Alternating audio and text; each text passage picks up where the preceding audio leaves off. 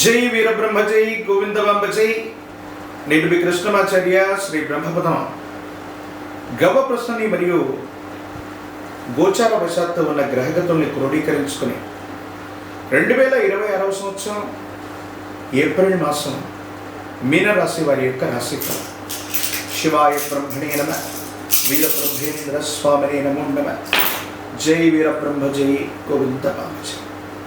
వచ్చినటువంటి ఫలితాన్ని రెండు చంద్ర భగవానుడికి సంబంధించినటువంటి అంశం. కొన్ని విషయాల్లో మానసికమైనటువంటి సంఘర్షణ అధికమవుతుంది.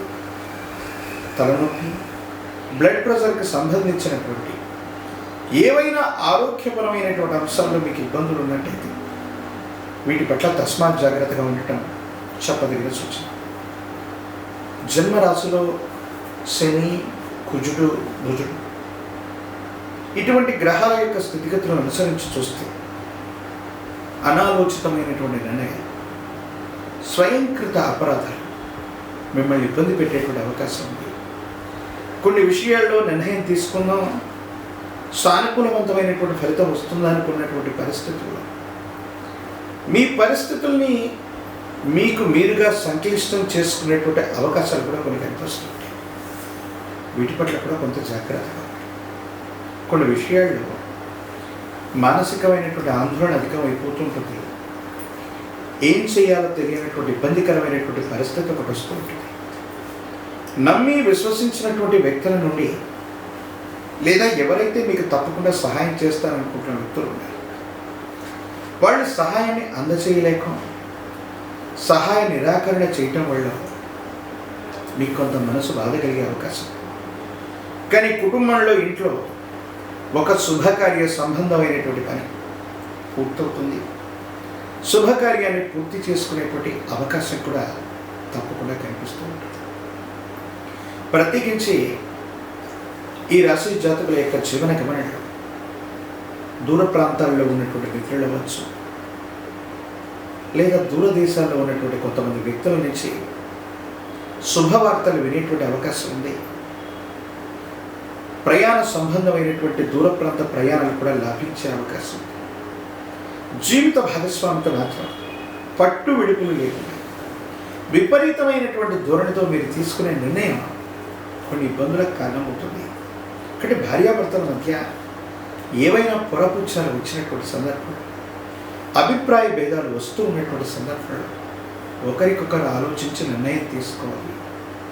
ప్రత్యేకించి మీనరాశి జాతకుల యొక్క జీవన గమనంలో ఒక ముఖ్యమైనటువంటి మార్పుకి ఇది నాంది ప్రస్తావన అవుతుంది. పిల్లల యొక్క జీవితం, వాళ్ళకు సంబంధించినటువంటి చదువు, ఉన్నతమైనటువంటి విద్యా, ఉద్యోగం, భవిష్యత్తు, వీటికి సంబంధించినటువంటి విషయాలు ఏవైతే ఉన్నాయో వాటి పట్ల మీరు కొంత జాగ్రత్తగా ఉండాలి. వాళ్ళ భవిష్యత్తు కోసం మీరు తీసుకునేటువంటి నిర్ణయాలు సానుకూలవంతమైనటువంటి ఫలితాలకి తప్పకుండా కారణమయ్యేటువంటి అవకాశం. ఏది ఏమైనప్పటికీ కూడా ఈ రాశి జాతకులు జీవన గమనం ఎక్కువగా ఆలోచించడం, మానసిక ఆందోళన, ఉద్వేగభరితమైనటువంటి పరిస్థితులు, తలనొప్పికి, మానసికమైన సమస్యలకి, బ్లడ్ ప్రెషర్ లాంటి దీర్ఘకాలికమైనటువంటి అనారోగ్యానికి కారణమయ్యేటువంటి అవకాశం. కాబట్టి వీటి పట్ల జాగ్రత్త. ఆర్థికంగా ధనం అయితే వస్తుంది, కానీ అన్యాయకరంగా ఖర్చు అయ్యే అవకాశం ఉంది.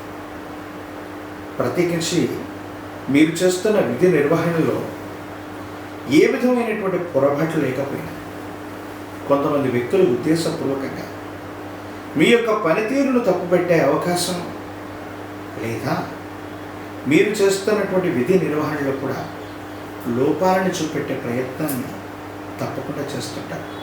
వీటి పట్ల కూడా మీరు కొంత జాగ్రత్తగా ఉండవలసినటువంటి పరిస్థితి.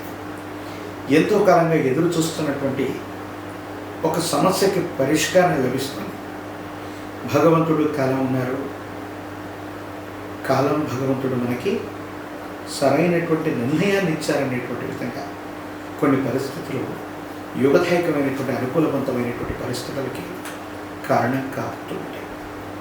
ప్రత్యేకించి ఈ రాశి జాతకుల యొక్క జీవన గమనంలో కొన్ని ముఖ్యమైన నిర్ణయాలు తీసుకోవడానికి జీవితంలో కొన్ని అనుకూలవంతమైనటువంటి మార్పులకి ఈ మాసం తప్పకుండా కారణం అయ్యేటువంటి అవకాశం ఉంది.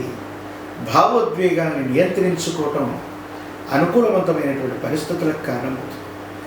రాజకీయపరమైనటువంటి రంగంలో ఉన్నటువంటి వాళ్ళకి అధికార ప్రాప్తి యోగం ఉన్నప్పటికీ కొంతకాలం వేచి ఉండాలి. ఉద్యోగస్తులకు బదిలీలు జరుగుతాయి. విద్యార్థులకు సానుకూలవంతమైనటువంటి భవిష్యత్తు ఉంది. అనుకూలవంతమైనటువంటి ఫలితాలని తప్పకుండా మీరు పొందేటువంటి అవకాశం కూడా కనిపిస్తుంది.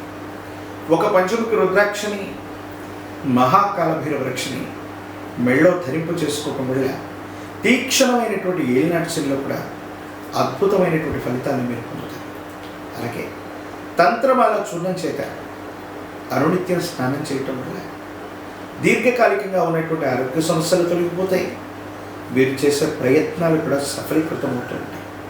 ప్రత్యేకించి గురువారం పూట నియమనిష్టలతో కూడినటువంటి జీవన విధానాన్ని కలిగి ఉండడం, దేవగురు అయినటువంటి బృహస్పతి యొక్క అనుగ్రహం కోసం గురువారం నియమనిష్టలతో కూడిన జీవన విధానంతో ఉంటూ మీ సమీప ప్రాంగణంలోని గురుదేవతా స్వరూపమైనటువంటి ఆలయ ప్రాంగణానికి మీరు వెళ్ళి ఇప్ప నూనె లేదా ఆవు నెయ్యితో దీపారాధన చేయటం సానుకూలవంతమైనటువంటి పరిస్థితికి తప్పకుండా కారణమవుతుంది. గురువారం నియమనిష్టలతో ఉండండి. ప్రత్యేకించి శనగలు లేదా శనగపిండితో తయారు చేసినటువంటి తీయని వంటకాన్ని గురుదేవతా స్వరూపాలకి నివేదన చేయటం అత్యంత అనుకూలవంతమైన ఫలితాలకి తప్పకుండా కారణమయ్యేటువంటి అవకాశం ఉంది. మరిన్ని వీడియోలు చూడటానికి మన ఛానల్ని లైక్ చేయండి, షేర్ చేయండి, తప్పకుండా సబ్స్క్రైబ్ చేయండి.